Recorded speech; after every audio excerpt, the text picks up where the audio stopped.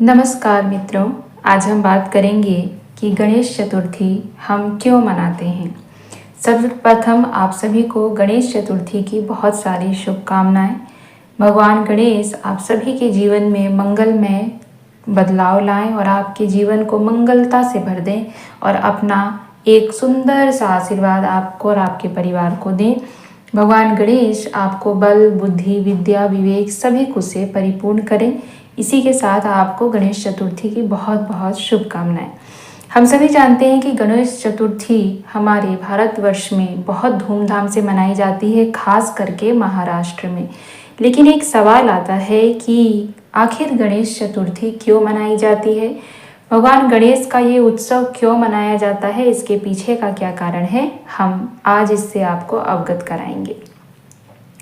श्री गणेश जी का प्रकाट दिवस माना जाता है। मान्यता है कि भाद्रपद शुक्ल चतुर्थी को माता पार्वती ने गंगा जल और चंदन के लेप से श्री गणेश जी की रचना की और उनमें प्राण प्रतिष्ठा किए। उसी दिन वे प्रथम पूज्य देवता बने, इसीलिए इस दिन को उनका जन्मोत्सव मनाया जाता है। देवताओं ने उन्हें वरदान दिया कि हर शुभ कार्य से पहले गणेश जी की पूजा होगी।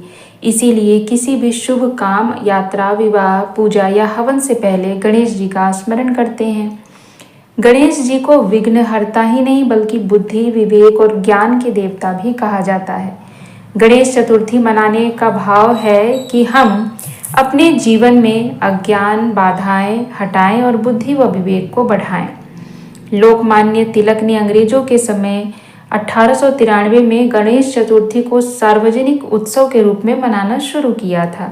इसका उद्देश्य था समाज को एकजुट करना और भक्ति के साथ राष्ट्रीय भावना जगाना। तभी से यह पर्व घरों से निकलकर सार्वजनिक पंडालों और विशाल उत्सव के रूप में पूरे भारत में फैल गया। गणेश जी का बड़ा सिर हमें याद दिलाता है कि ज्ञान और सोच का दायरा बड़ा होना चाहिए। उनकी छोटी आंखें गहरी दृष्टि रखने की प्रेरणा देती है। बड़ा कान अच्छा श्रोता बनने का संकेत देता है। छोटा मुंह कम बोलो ज़्यादा सुनो की प्रेरणा देता है और मोटा पेट सहनशीलता और धैर्य का हमें प्रेरणा देता है। गणेश चतुर्थी केवल उत्सव नहीं है, यह उस दिन की याद है जब माँ पार्वती के आगमन में प्रथम पूज्य श्री गणेश का जन्म हुआ था। देवताओं ने उन्हें वरदान दिया कि वे हर शुभ कार्य के लिए आरंभ में पूजे जाएंगे। गणेश जी केवल विघ्नहर्ता ही नहीं, वे बुद्धि और विवेक के भी देवता हैं। इसी दिन की पूजा हमें यह सिखाती है कि जीवन से अज्ञान और बाधाओं को हटाकर ज्ञान और धैर्य को अपनाना ही सच्ची भक्ति है। तो इसलिए हम गणेश चतुर्थी मनाते हैं, क्योंकि गणेश चतुर्थी उस दिन उनका प्रकाट्य दिवस था, या फिर यूँ कहे कि उनका जन्मोत्सव दिवस था।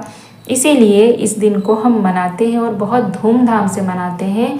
और चूँकि हमारे सभी देवी देवताओं में प्रथम पूज्य गणेश हैं, इसलिए उनके जन्मोत्सव को हम बहुत धूमधाम से मनाया करते हैं, क्योंकि वही हैं जिनकी पूजा से हमारे घर में मंगल होती है, जो हमें बुद्धि भी देते हैं और उनके संरचना से हमें बहुत कुछ सीखने को मिलता है। जैसे कि उनकी संरचना में हमने बताया कि उनके बड़े कान क्या दर्शाते हैं, उनकी सूंड क्या दर्शाती है, उनका मोटा पेट क्या दर्शाता है।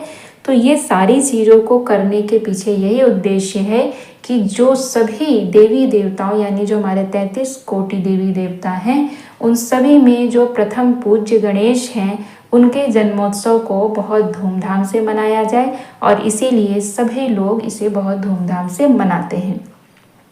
और महाराष्ट्र में इसे बहुत धूमधाम से इसलिए भी मनाते हैं क्योंकि वहाँ जो सिद्धि विनायक मंदिर है, यह मान्यता है कि वहाँ के लोग जो भी उनकी पूजा करते हैं, सिद्धि विनायक की पूजा करते हैं, उनकी सभी मनोकामनाएं पूरी होती हैं और उनको बहुत सारा आशीर्वाद प्राप्त होता है। और चूंकि वो वहाँ रहते हैं, तो इसीलिए उनके सबसे प्रथम पूज्य के साथ साथ उनके स्थान देवता भी गणेश जी हो गए। इसीलिए वो गणेश चतुर्थी को मनाते हैं, फिर चाहे वो किसी भी धर्म के हों, किसी भी जाति के हों, किसी भी समुदाय से आते हों, हर किसी के घर में उस दिन गणेश जी की स्थापना होती है और सब बहुत धूमधाम से गणेश चतुर्थी मनाते हैं।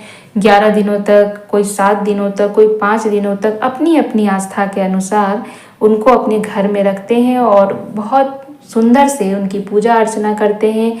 जितने दिन वो घर में होते हैं उतने दिन उनकी विधि विधान से पूजा की जाती है और फिर बाद में उनका विसर्जन कर दिया जाता है।